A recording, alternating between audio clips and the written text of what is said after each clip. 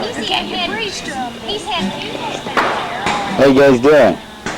Oh no. Oh, that's a. I was going to blind us there for a minute. Takes it in the dark.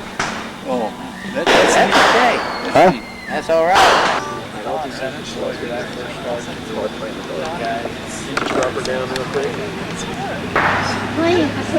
I know it, Sharon. I love you and Charlie.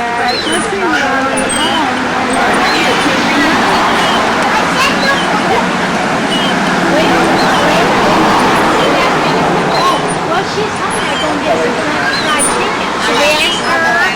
You can sit.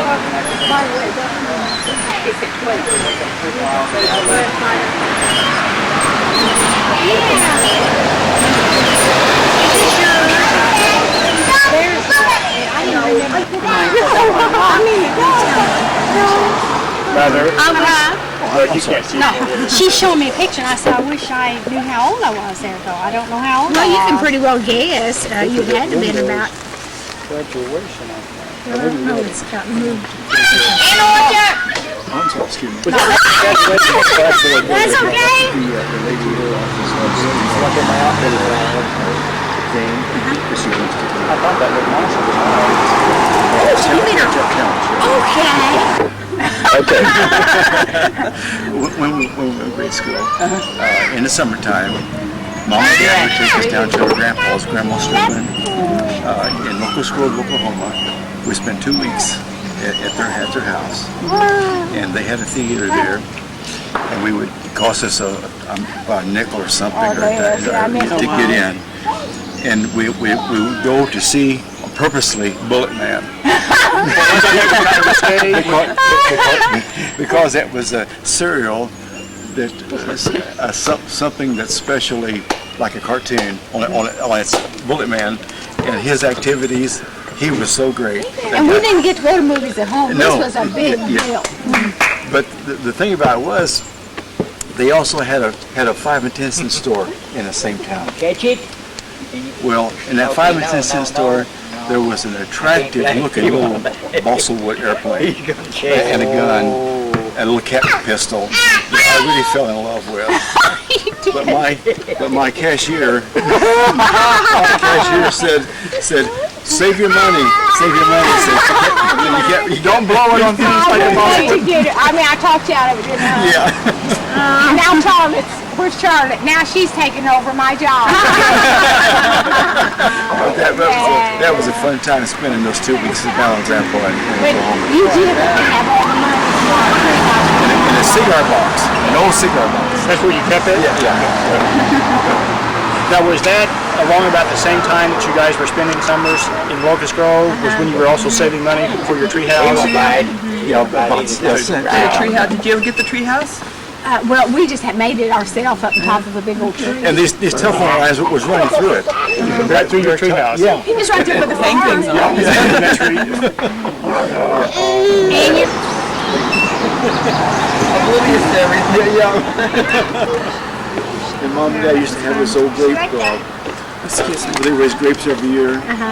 oh yes, Had a stand I next used to help to the them spray them. People would stop every year for grapes at that spot. And it was on that Call end. home, Bill would be out in the front yard on a cot, lay on a cot. Yes. We would go to the store for him to buy him cheese and crackers and Peanut butter. and down to Fanny. yeah, and Fanny. And Fanny kept the flies off of What was it, Letha Durden's? Yeah, right in it. Leave the dirt off. Forget about the snake. Yeah. Time Bill and Roscoe got into feud. She's just waiting for somebody to give her Who did? Well, let's see. Okay. You remember anything about Oklahoma about the oil wells or the pump rods and stuff used to run alongside the top of the ground? I don't. I remember that one picture, how it looks down where Lyman is now. Yeah. Was that in Locust Grove or? No, we moved from Lyman. Oh. It's near Bartlesville. Is that the closest big town? Yeah, we would make a bonfire Uh-huh. alongside the road and cook our meals off that bonfire. Wasn't there also a the same. I remember the time that I was able to sit on the seat and I thought I was a king. You just mentioned how much you enjoyed that. I thought that was the point of everything was being able to sit on that motorcycle. It was such a thrill that. He gave you lots of rides on it? Yeah, he did ride. Yes, he did give me a ride. Yes. Frank, don't you remember you wanted to go with him? Oh, yeah, I did. Was that good? Mmm. My dirty worms. Nobody likes me, so I just eat worms. I'd like to thank everybody coming and Connie and I just like to thank the effort has turned out. We have a little bit of something here that I'm sure that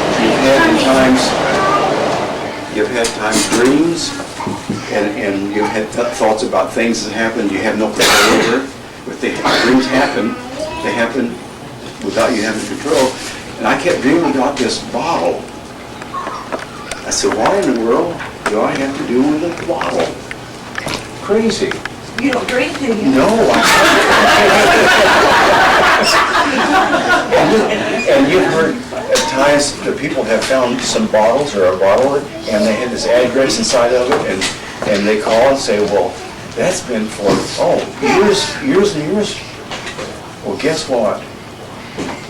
I found a bottle.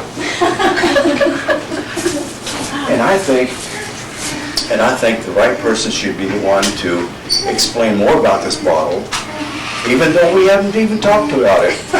He knows more about it than I'll ever know. So guys, Mr. Boyd, come up please. Here's a bottle that we found in the ocean. Turn around. Found this way. And there was a note there, but you have to read the note for us. Not about my monkey, is it? About my monkey, Frank?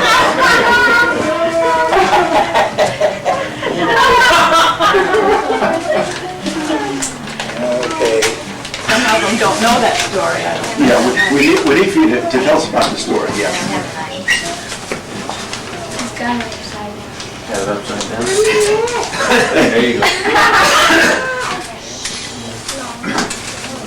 Okay, where's the words at?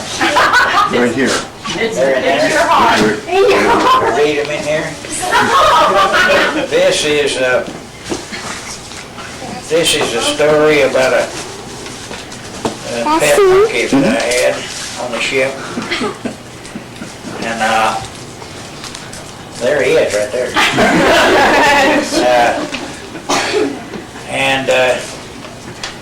One of my shipmates had another one that we picked up the monkeys when they was babies up in the bush. So we took them back to the ship and raised them on the bottle. And they got up great big monkeys, and so we went back overseas again, and we went up in there and got us 2 stalks of bananas and hung them. I hung mine on the forward deck, and he hung his on the after deck, and so we, when the bananas started getting ripe, well, I was standing gun watch up there one night, and here come his monkey around, and I had a banana turning. So his monkey reached up and got my banana and pulled it off, and it peeled it and ate it. So I saw him down at the mess hall, and I said, hey, your monkey's eating my bananas. I said, I want something done about it. I said, I stay here and I watch them bananas ripe. Each time I go up to gun watch, well, I watch them bananas get ripe, and here will come your monkey and reach up and pull the banana off and eat it. So he said, how come you think it's mine? It might have been your monkey that done it. And I said, no, it wasn't mine. Mine don't bother him. When I give him one, he'll eat it, but he won't bother me. So my bananas started ripening more, and I hadn't had one of them to eat. Here come that monkey and picking them off. I just picked him up and throwed him over in the ocean and left him with some, is going like this. And come around and said, "Where's my monkey?" And I said, "I guess he jumped overboard and sunk for me in my bananas." So then when I started to get off the ship, I had 2 German Lugers that I took off a dead Jap, wide belt, and I was leading that monkey and carrying them guns and a saber that I got over there. So that the officer down there at the gangway said, "Well, you can take the monkey." Said, "You'll have to get him shots and it'll take 2 weeks to get his shots." So I said, "Well, I haven't got time for that." So I just unsnapped his snap and said, "Go home, boy." Went back on the ship. That's the last time I saw him. I turned around and said, "What about my guns and saber?" He said, "Well, you give me $2 and when the war is over, I'll send them to you." So I thought, well, here goes $2, but it might work. So when I got home in February, and the second day of March, well, a package come and I owed 45 cents on the postage. I went and got my guns and my saber, and money was real short, and them was pearl handle 45 Lugers. And I sold a belt and both German Lugers for $50. So if I had them now, you couldn't buy them. Show everybody. That's what's on this, ain't it? Yeah, pass it around. Pass it Yeah, I want to see it. That's pretty good. Thank you for sharing all this.